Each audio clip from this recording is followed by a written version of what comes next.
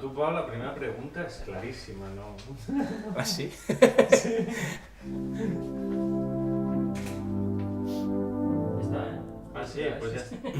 I què és el cine d'autor?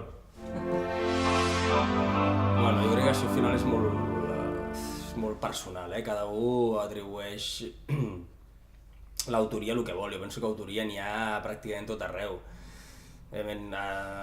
Considerar que només hi ha autor darrere de les pel·lícules que surten dels cànons tradicionals de cinema i que estan innovant en el llenguatge, a mi em sembla que és una visió molt limitada del que és una autoria d'algú, no?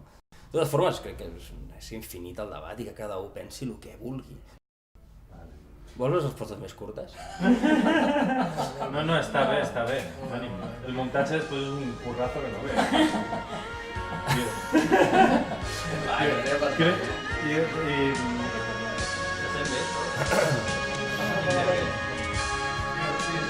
No retallarem.